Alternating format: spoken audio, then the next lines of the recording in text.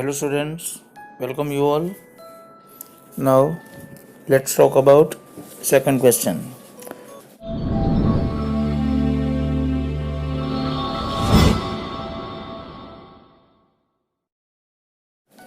A fraction becomes 1 upon 3 when 1 is subtracted from the numerator, okay, and it becomes 1 upon 4 when 8 is added to its denominator. Find the fraction. Same question we have done in last exercise. Okay, we have to suppose for numerator and denominator. So suppose numerator is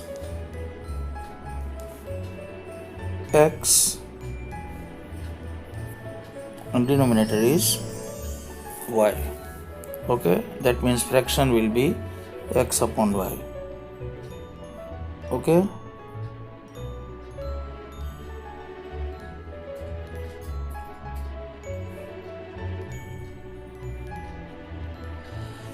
now what are conditions?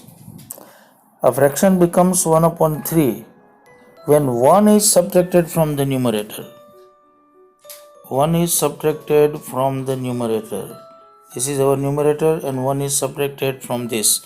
So x minus 1, we will not change denominator. Denominator is simply y. So x minus 1 upon y is equal to fraction कितना दिया है 1 by 3. So this is the relation. X minus 1 upon y is equal to 1 by 3. Clear?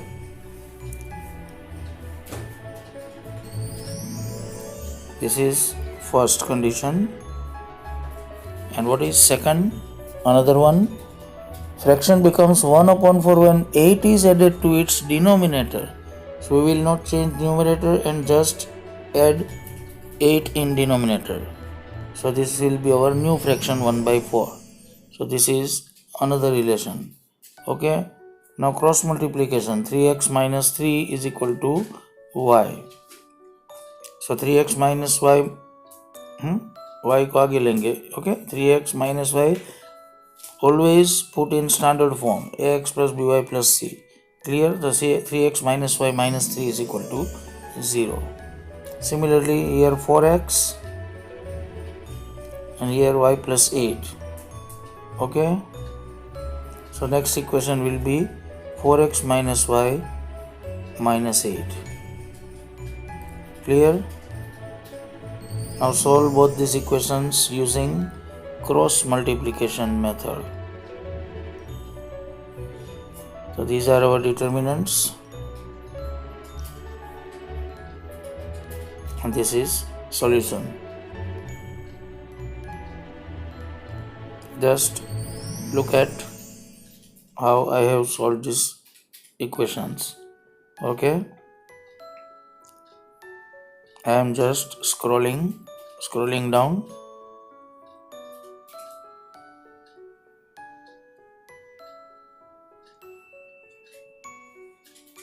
So x is equal to 5 and y is equal to 12. So fraction becomes x upon y. Fraction था ना तो 5 by 12. Right? This is the answer. The fraction is 5 by 12. Now third sum. Read the question. Yash scored 40 marks in a test, getting 3 marks for each right answer and losing 1 mark for each wrong answer. Okay? 3 marks for each right answer and losing 1 mark for each wrong answer. Yash scored 40 marks overall. Clear? Had 4 marks been awarded for each correct answers and 2 marks been deducted for each incorrect answer, then Yash would have scored 50 marks. Clear? Correct answer के लिए 3 की जगह पे अगर 4 marks दिए जाते, okay, और incorrect answer के लिए पहले जो 1 मार्क लूज करता था उसकी जगह पे अगर 2 मार्क्स डिडक्ट करते, तो यश को 50 मार्क्स आते हैं 40 की जगह पे, तो ये दूसरी कंडीशन है. This is another condition. तो how many questions were there in the test? Total how many questions were there? Clear? तो हाउ मेनी क्वेश्चंस, तो हम दोनों को अलग अलग करेंगे. Suppose number of right answers, मतलब जितने करेक्ट आंसर दिए वो x है, और number of wrong answers will be y, मतलब जितने गलत आंसर दिए है वो y. तो टोटल क्वेश्चंस हमें फाइंड करने हैं वो x प्लस वाई, क्योंकि उसने एक भी क्वेश्चन छोड़ा नहीं है. बराबर, सभी क्वेश्चंस के अंदर आंसर्स दिए हैं, आइदर करेक्ट और incorrect. So total questions will be x plus y. Clear? Now make equations.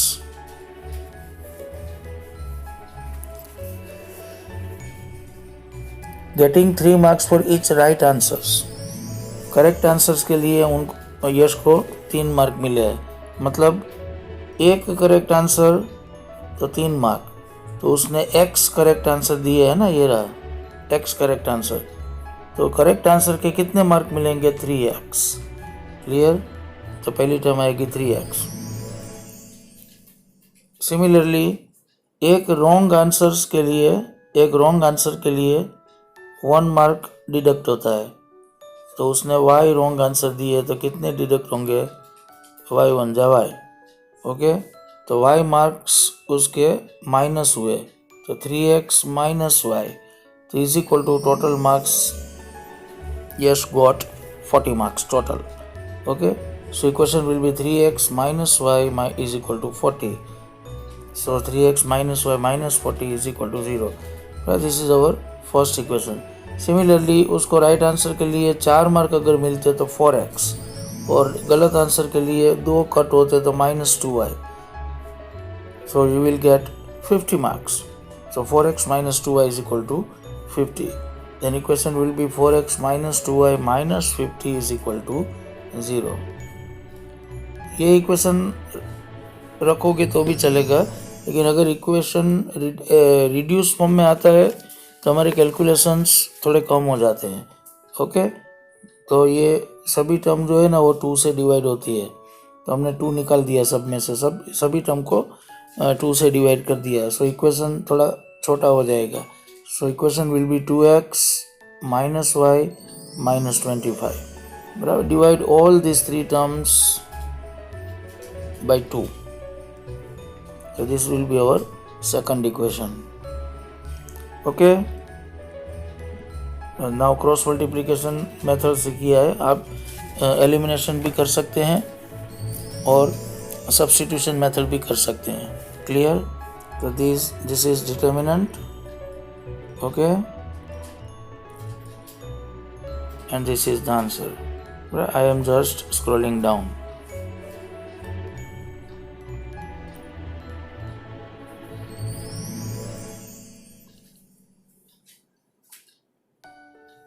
So our x is 15. So यश ने 15 क्वेश्चंस के करेक्ट आंसर दिए हैं और 5 क्वेश्चंस के incorrect. So total number of questions will be 15 plus 5 means 20. Therefore total number of questions is 20.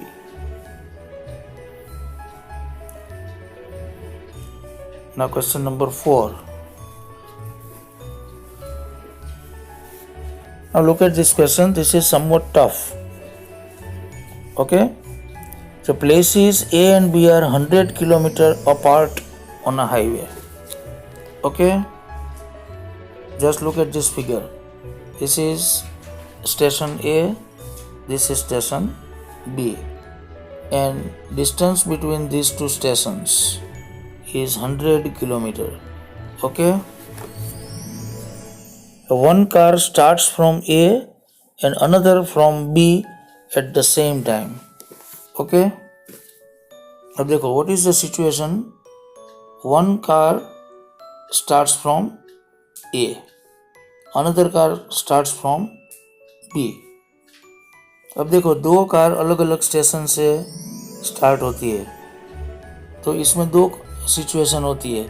एक तो दोनों car same direction में जाती है इस तरह, और या तो एक लेफ्ट में जाती है तो दूसरी राइट में आती है, और in opposite directions.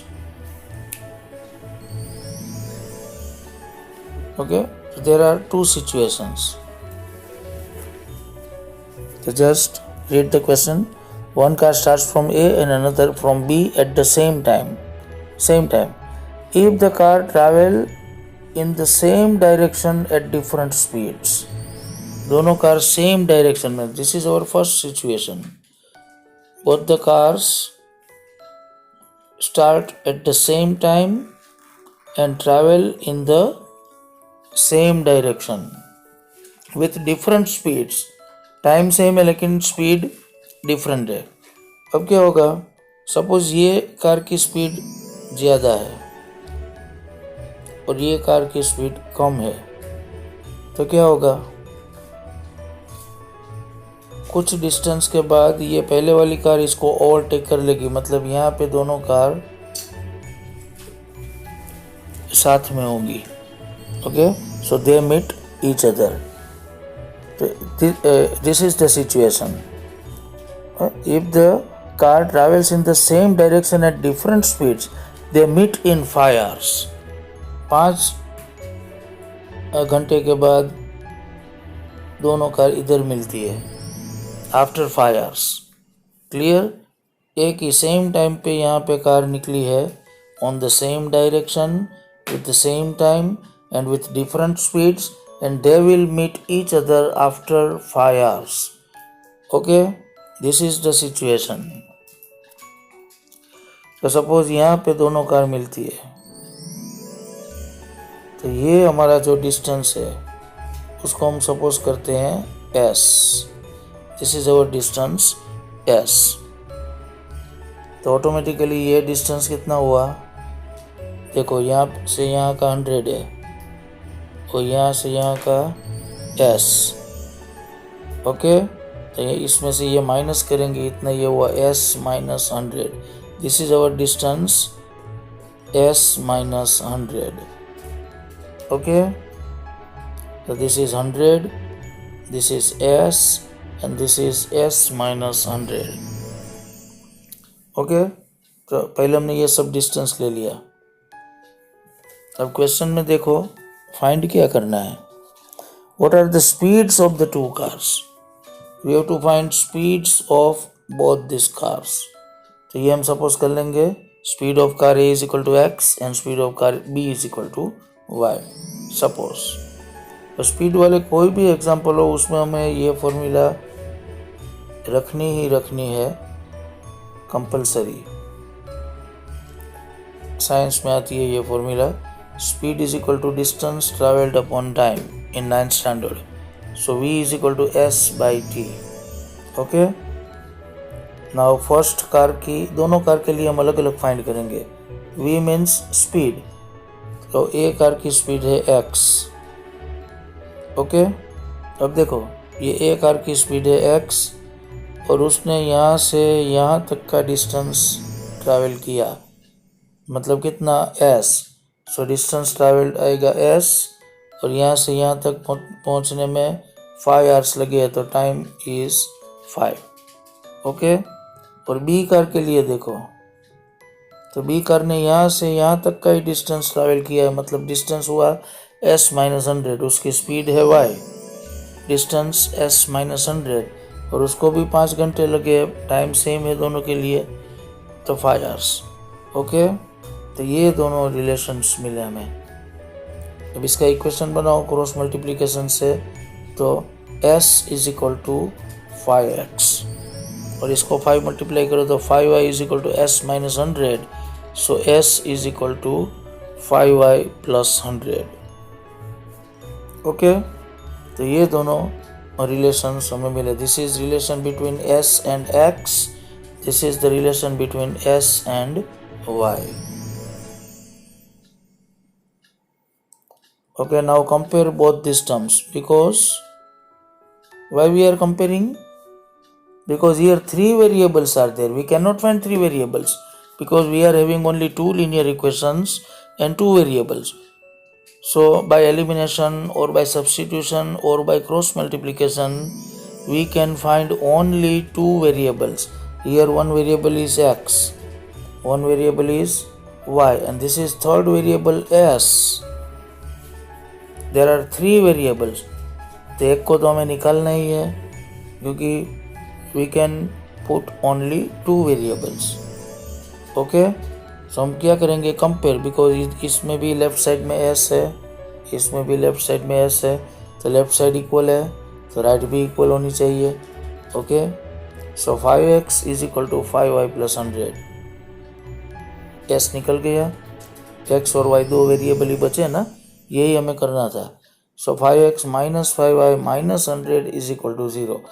Divide by 5 all these three terms. You will get x minus y is equal to 20. This is our first equation. Okay. Now दूसरी situation.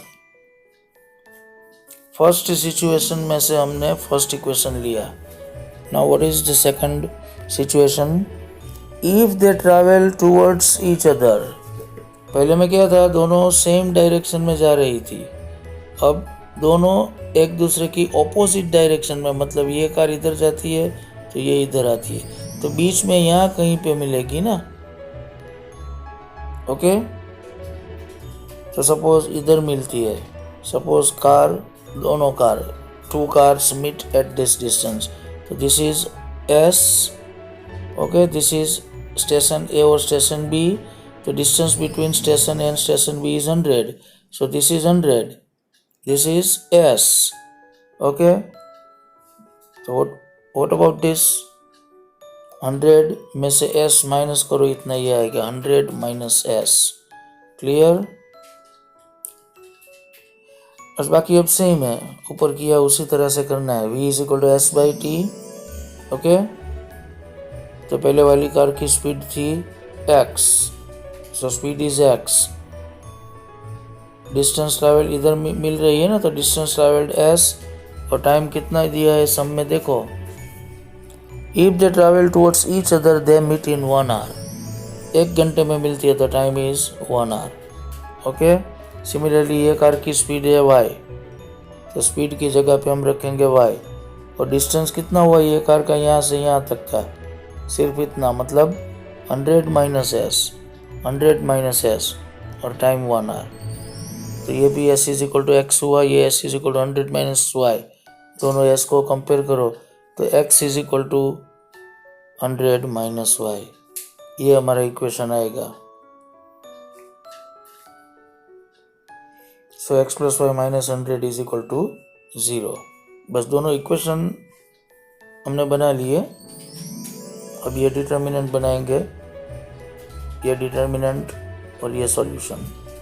Okay, so x is equal to 60. so पहले वाली car जो थी A से निकली, वो उसकी speed 60 और यूनिट दिया है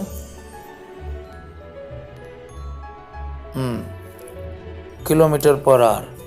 ओके, क्योंकि डिस्टेंस किलोमीटर में है और टाइम आवर में है, सो 60 kilometre per hour. You will have to write units if they are mentioned in example. Okay, and दूसरी कार की स्पीड 40. क्लियर? लास्ट में आंसर भी लिखना है आपको. Speed of first car is 60 kilometre per hour and second car is 40 kilometre per hour. Now fifth sum. Exercise 3.5, question number 4, fifth sum.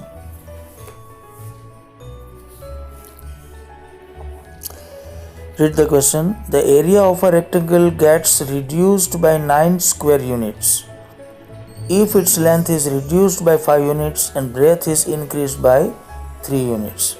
मतलब एक rectangle है, और रेक्टेंगल का एरिया 9 स्क्वायर यूनिट्स रिड्यूस होता है. कब? जब उसकी लेंथ हम 5 यूनिट्स रिड्यूस करते हैं और उसकी ब्रेथ जो है वो 3 यूनिट्स इंक्रीज करते हैं तब. ओके, तो हमें फाइंड क्या करना है, लास्ट लाइन में पढ़ो, find the dimensions of the rectangle, मतलब we have to find length and breadth both. So suppose length of rectangle is x unit and breadth of rectangle is y unit. Okay? तो हमने conditions जो दी है ना वो area की दी है, तो हम एरिया निकाल लेते हैं. तो रेक्टेंगल की फॉर्मूला क्या है, area of rectangle is length into breadth, मतलब x into Y square unit. Okay, now what are the conditions, if its length is reduced by 5 units. अब ये लेंथ जो है हम 5 यूनिट्स रिड्यूस करते हैं तो क्या आ गया x माइनस 5, और उसकी ब्रेथ जो है वो 3 यूनिट्स इंक्रीज करते हैं. ओके, तो ये ब्रेथ हो गई y प्लस 3. तो अब हमें हमारा नया एरिया कितना हुआ, सब में दिया है area of a rectangle gets reduced by 9 square unit. मतलब पुराना वाला जो XY था ना एरिया हमारा original, XY is our original area, area is reduced by 9 units. मतलब ये एरिया 9 नहीं होता है, 9 रिड्यूस होता है, मतलब XY minus 9. Okay, now open this bracket. तो ये आ गया XY plus 3x minus 5y minus 15 is equal to xy minus xy cancel. Okay, so our equation will be 3x minus 5y, और ये इधर आ गया तो minus 6 is equal to 0. This is our first equation.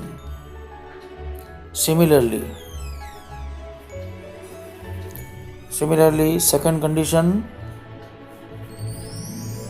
if we increase length by 3 units and breadth by 2 units, then area gets increased by 67 units.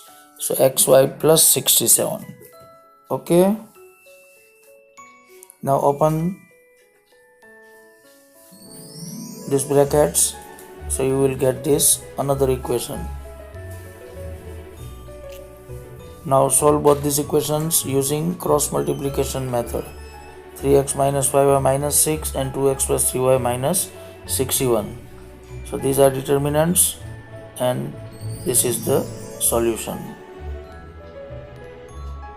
So you will get x is equal to 17 and y is equal to 9.